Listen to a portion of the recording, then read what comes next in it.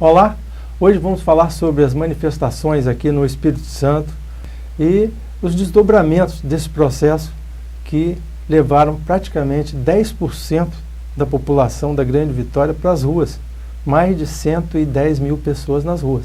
Para falar sobre esse assunto, nós temos aqui o Gustavo De Biasi. Gustavo é estudante de serviço social, se forma agora, né, Isso. Gustavo? E já vem militando nessa área estudantil, né? Com o movimento Passe Livre e também participando ativamente dessas manifestações que aconteceram e vem acontecendo aqui no estado do Espírito Santo. Obrigado por ter vindo para falar um pouco sobre esse movimento, para a gente entender. O capixaba e o povo brasileiro está ávido por entender esse processo. Até as pessoas que foram às ruas se manifestar, cada um com o seu motivo, ainda não assimilou corretamente a mensagem das ruas, né? E a gente vê o governo dando respostas, tentando dar as respostas, às vezes também repudiadas por várias partes do movimento, e o Congresso Nacional se movimentando de uma maneira pela qual nunca se movimentou, né? Como você vê esse processo e como que iniciou aqui no estado do Espírito Santo o movimento do Passe Livre? Olha, Almir, em 2005 eu estudava no Cefetes, estava fazendo ensino médio lá, e surgiu o movimento Passe Livre em São Paulo, em várias partes do Brasil. E chegou aqui no estado, quando o governo na época aumentou a passagem em julho, foi em julho, meados de 2005, e foi o segundo aumento em menos de um ano. E o que causou aí que o pessoal foi à rua, fechou algumas avenidas, e no 5º dia de manifestação a passagem abaixou. O governo, que antes dizia que era impossível abaixar, após a pressão popular, ele foi à televisão no domingo e falou: olha, a passagem do Transcol vai abaixar. Então começou ali com um movimento vitorioso, né? Sim. Na época era o movimento Passe Livre em si, o nome era MPL. Passaram-se os anos e a passagem aumentou novamente, houveram outras manifestações, até que chegou em 2010, 2011, quando aí já não era só o movimento Passe Livre, criou-se o movimento contra o aumento, que era o movimento contra o aumento das passagens. E aí eu comecei a fazer parte do movimento contra o aumento também, e o movimento Passe Livre foi um dos que integraram esse movimento, né, o contra o aumento. E em 2011 alguns confrontos aconteceram, né, após o governador se negar a conversar com os participantes, e isso que acontece hoje, em 2013, é um movimento novo. É algo maior, é mais amplo, é maior do que Passe Livre, é maior do que o contra-aumento. É algo que, esse dia eu estava ouvindo a Marina falar, ela diz: olha, se alguém disser que está entendendo tudo, é porque não está entendendo nada, né? É verdade. A gente pode tentar fazer uma reflexão, como estamos fazendo aqui hoje, discutir, mas é algo novo. É algo tão novo que deixou toda a classe política assustada. E foi deflagrado esse movimento atual, deflagrado pelo Passe Livre de São Paulo. De São né? Paulo. Foi o estopim. Na verdade, o pessoal foi à rua, número não tão grande, mas foram às ruas, e aí a repressão desproporcional do governo Alckmin lá em São Paulo causou que no dia seguinte até quem não apoiava o movimento estava nas ruas, porque viu que repórter foi atingido com bala no olho de borracha, né, bomba em crianças, em todo mundo, e de São Paulo ecoou em todo o Brasil. Até fora das capitais, no interior, aqui no estado mesmo. Um dia eu estava fazendo a viagem, lá no interior do Canário. Eu voltando, parei na BR, porque parecia um protesto em Aracruz, tinha outro pro norte ali, Linhares, Colatina, todas as cidades do Espírito Santo praticamente protestando. Gustavo, você não percebe que isso também é uma forma das pessoas fazerem uma liberação de energia, praticamente, que estava contida com indignações, insatisfações com relação aos serviços prestados pelo setor público no Brasil? Olha, é uma indignação máxima. A chaleira foi enchendo até que extravasou.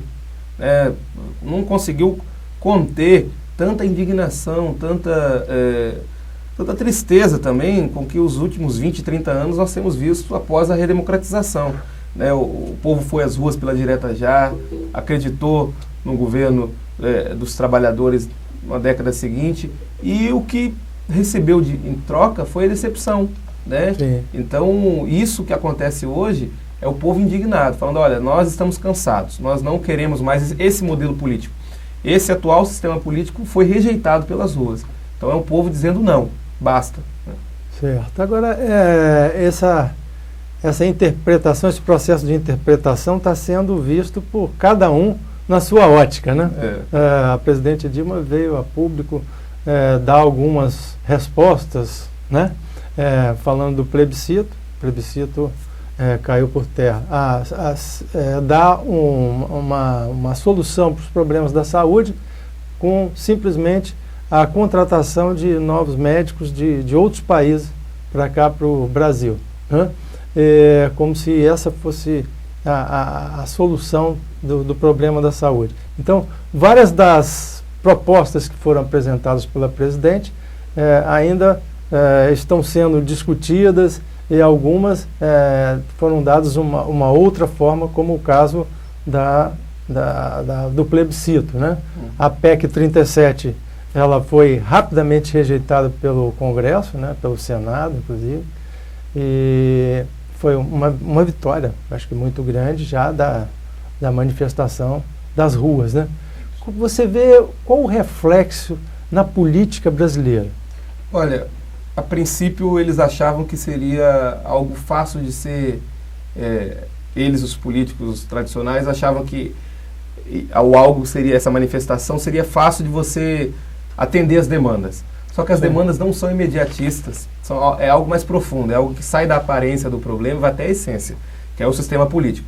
E aí a presidenta, atordoada com o clamor e a voz das ruas, tentou de uma forma ou de outra responder com auxílio do marketing e viu que isso não é suficiente.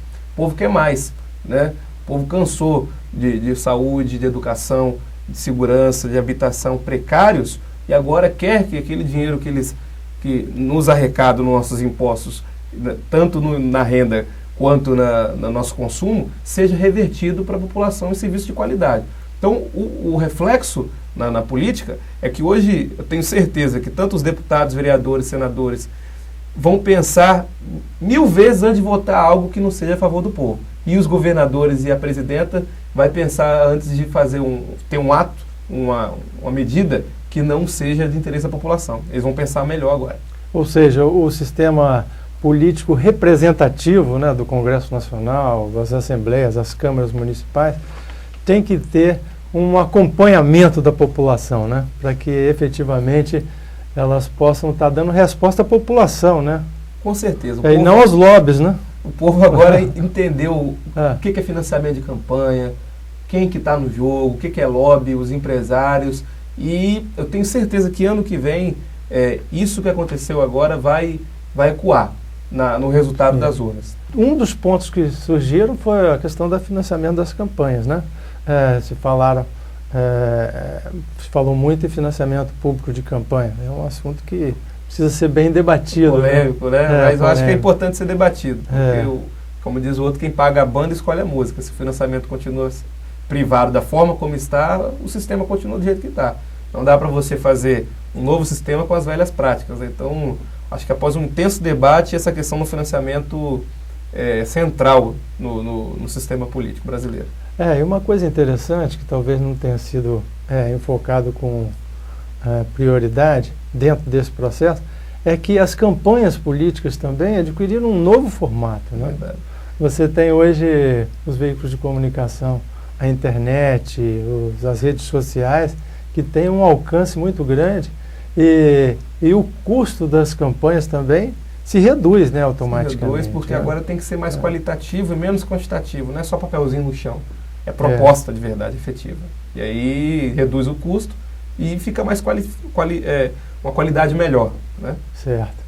E como que o povo vai aprender a votar, hein, Gustavo? Vamos a um rápido intervalo e voltamos para o nosso debate.